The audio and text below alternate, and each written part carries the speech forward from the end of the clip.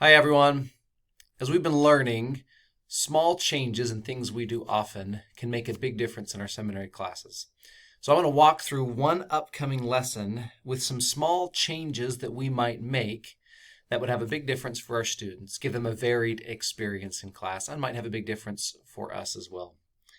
To do that, I want to use the learning pattern. You've seen this in the teacher toolbox, or if you've done any of the new teacher workshops with me, then we've used this extensively. Let's say that the context I want to point out to students is that at the very end of Genesis, his brothers ask Joseph for forgiveness. And just to put that in perspective, back in chapter 37, it says that after he's given his coat by his father, this is verse 4, his brethren hated him and could not speak peaceably unto him. However, here in chapter 50, it says in verse 21 that Joseph tells them, I will nourish you and your little ones, and he comforted them, and he spake kindly to them. So Joseph's able to do what his brothers were not able to do. And the context there, I think, is really relevant to students. They know what it feels like to have difficulties in their family, to have siblings that annoy them, or parents that they have disagreements with. And so let's say that usually I'm inclined to just have students read those verses and ask them questions about what they think might be relevant. But to vary it this time, I'm just going to read the verses myself and point out to them what I think is relevant. Or let's say that I usually tell them what I think is relevant, and this time I want to ask them. And so I might ask them a question like this. Can you tell me the most annoying thing that your sibling, brother or sister, does to you? If you're an only child, the most annoying thing that your parent does that just drives you up the wall. That might be a varied way to help students feel the relevance of what they're going to study.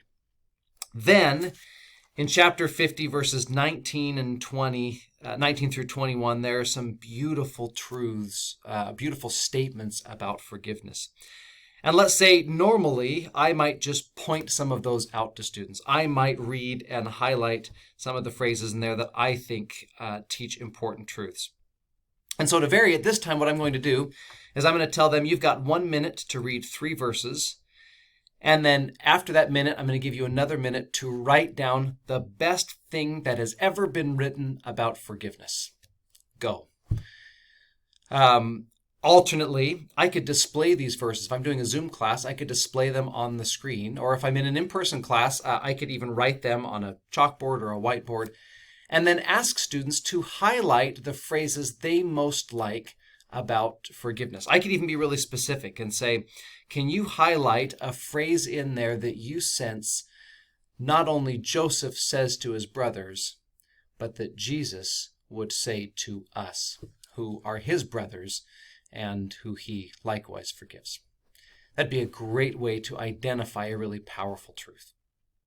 Let's say that for understanding, I usually just ask my students the questions, how does that apply to you? But this time I want to do it a little bit differently.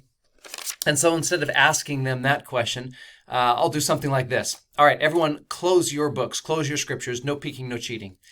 Based on everything we have read or everything you have learned about Joseph, I want you to write a 3-step process for how to forgive someone based on what you know about how Joseph got to where he is.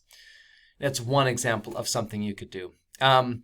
You could also collect some of the phrases that Joseph says to his brother, some right here in chapter 50, some back in 45 or 47 or 48, and put those up and ask students to vote on which phrase they feel would be the hardest for them to say to a sibling, which one they feel would be most important for them to say to a sibling, maybe which one they feel they would most want to hear the Savior say to them.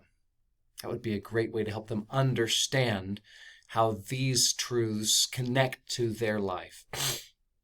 If I want to help them feel the truth and importance of these, I might usually just ask them, has anyone ever been forgiven? But maybe to vary it this time, I'm going to ask them, has anyone ever not been forgiven?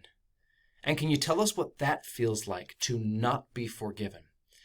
I might maybe decide to show there's some great videos that the church has on forgiveness. Forgiveness, My Burden Made Light is one example that I'll link here on this page.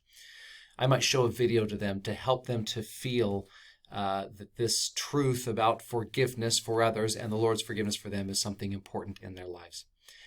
And then let's say for application, I usually just ask them, okay, so how can you apply this in your life? What are you going to do with it? But this time I'm going to vary it a little bit, and we're going to actually do something to move the forgiveness needle just a bit. And so I might say, right now, I want you to pull out your phone, and I want you to draft a text to someone that you need to forgive in your family. Or maybe just someone that you've been kind of mean to, or someone that's been mean to you. Will you draft that text? You don't have to send it just yet, but I want you to type it up. And then sometime today, the Spirit will prompt you to send it. Or maybe you invite him to send it right in class. You might invite them, will you make a quick shopping list? And today after school, if you have the means, to go to the store and buy something really small and really simple for someone that you need to make amends with. Right now, will you write that little shopping list? What is it you're gonna buy for them? You might also ask them to engage in some kind of a role play. You know, your sibling says this. What would you say if your sibling says this? Maybe you have a student volunteer something their peer or their sibling might say to them. Those are just a few ideas of how you could vary things. None of them take a whole lot of extra effort or energy. None of them are big, huge activities. They're just small variations in things that we do often that will make a big difference for our students. If you have other ideas, feel free to share them here, or next week, after you've tried the challenge on this page, come back and share with us what you experienced.